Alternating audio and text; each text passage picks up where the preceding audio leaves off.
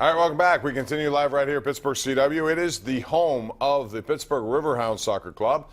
They'll be in action against the Charleston Battery coming up on Saturday. You can watch it right here on Pittsburgh CW. And the Hounds are 2-1-4, and they're going to be a contender all season long, coming off a playoff season. So make sure you tune in on Saturday for the Hounds and the Battery. I want to talk also about this division the Pirates are in, because not only in order to be competitive, you got to do better than what they're doing. They're 14-14 right now, but you look at the Cardinals, they have the best record percentage-wise now in baseball. They've won 20 of their first 30. They won again tonight. They beat Washington and Max Scherzer. They're 20-10. Brewers, last check, they were, I think, winning, although Colorado had something going, but still, they're a factor. The Cubs won. The Reds, how about the Reds, Paul? Jacob deGrom, who last year won a Cy Young, I don't know what his record, like 9-12. But he was that good. He got no run support. Guess what? The Reds beat him tonight 1-0. 1-0, yeah. He still gets no run support. Right. I mean, it's just weird how that happens. He doesn't get run support, but boy, he's really good, isn't he? He is. I wanted to mention Isaiah Crowell, and the reason is because the Raiders, and we seem to monitor everything with the Raiders now that Antonio Brown, Mr. Inflated Chest, they went there. Big chest. Inflated chest. Isaiah Crowell was brought there to be their guy. Guess what? Non-contact injury, Achilles, he's done for the year already. Yeah. So there you go. That's football. Sometimes that stuff happens. I'll tell you, real quickly, I was going to say before about Glasnow. I don't know if you remember, but I was at his first game. Do you remember his first game? Yes. He came up, and there was all this anticipation. He was going to be the next great pitcher, and they basically were booing him by the time because he couldn't throw a strike. Do you remember that? Yeah, I do. I felt so bad for that kid. And now he's one of the best pitchers in the American League. And the thing is, he was wild here. He made a lot of bad pitches, fell behind everyone. He is very efficient down there in Tampa right now. All right, let's go to line 2. That's Jay in Pittsburgh. Hey, Jay, how are you? Hey, how you guys doing today? We're good. What's up?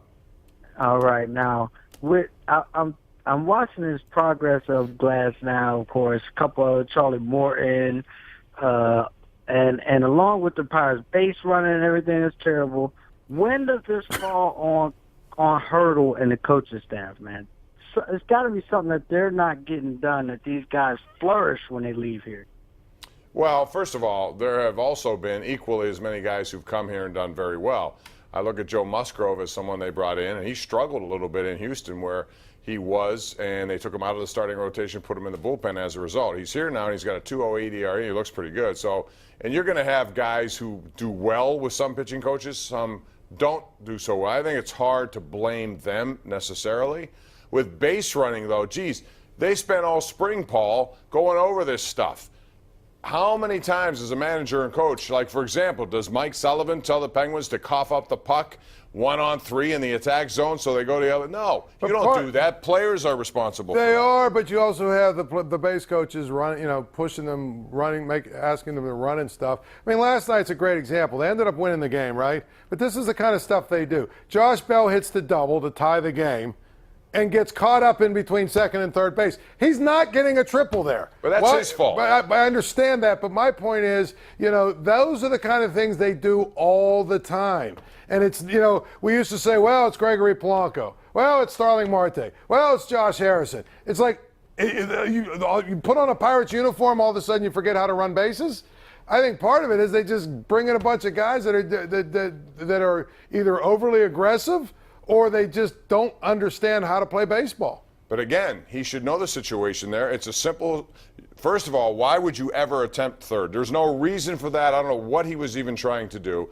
That, to me, more is on the player than the coach at that point. He has to be aware of that because it was 3-3. He knocked in the 2 to tie the game. But he's on base now and a chance to win it right there as opposed to getting out, and now you can't win it right there. Exactly. So it's a bad situation, no doubt. All right, let's go out. We'll try Andy in Davidsville. Hey, Andy, what's up? Hey, not too much, gentlemen. I haven't spoken to you in a while. Yeah, we haven't had Davidsville so much. You're like the only guy I know in Davidsville. Actually, I'm really not in Davidsville right now, but that's sort of like a place I park occasionally. But, hey, regardless, guys, I wanted to bring something up about Devin Bush.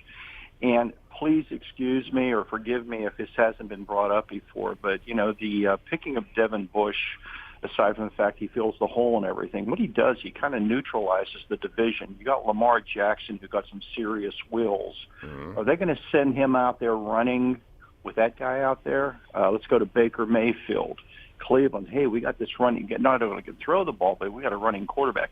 I don't think they're going to try to expose him either. I think Cincinnati really dropped the ball because they had to know Pittsburgh wanted to move up for a trade on this guy. And originally Cincinnati was one of the teams that was mentioned in the run for this guy.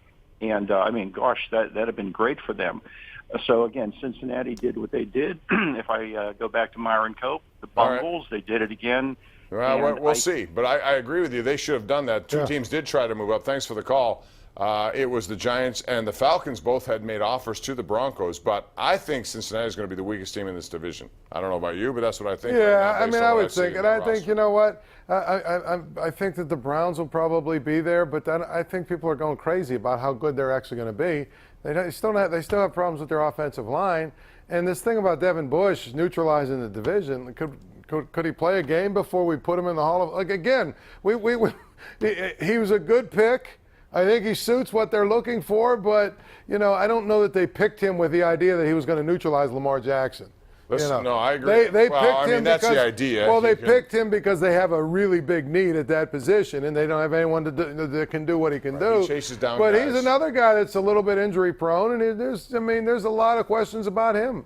Nobody wants to play that game now, Paul. I get it. And I'm with you. I always tell people, just wait and see, because Jarvis Jones, I remember being on this program when I had many people call and say, oh, my goodness, this guy was the defensive player in the year in the SEC. He's going to run people down. He's going to be a star. And then we had Artie Burns, who now did, apparently, according to Jeremy Fowler, will not get a fifth-year option picked up by the Steelers. So while they look good, who knows what's going to happen? This is why you see guys who are in the fifth and sixth round. Vince Williams, nobody thought much of him, and he's Antonio carved out Brown. a pretty good That may be the second best sixth-round pick to Tom Brady ever. We'll see. That's a very good point. Ken in Clearfield, you're up right now on the Sports Call. Hey, Ken. Hey, Bob. How are you guys doing this evening? We're great. Hey, just a couple observations on the Pirates. The last 5 years, and I've watched a lot of baseball, every time they have bases loaded, nobody out, second and third, one out, second, third, nobody out, they can't bring runs in. Is that just people choking, or what do you think? It's unbelievable. It happens every game. It happens every game this year. They could be 20-10 right now. Now you're fantasizing a little bit. They're not.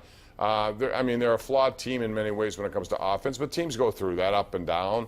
They've been bad in those situations. They were 0 for 16 with bases loaded. You want more production. I don't know what to. It's certain choking. I mean, there's good pitching, there's bad hitting, there's swinging, there's not managing a strike zone. Those kinds of things come into play. You know, and again, there's so many reasons why you lose a baseball game, and I bet you they generally they've struggled with guys in scoring position. That's probably true, but they have had times where they've gotten hot and drove in runs too. They do. We're going to go to a break. We have Waylon, Jim, Dave, and Pete all coming up next right here. This is the Ireland Contracting Nightly Sports Call on the Bordas & Bordas Hotline.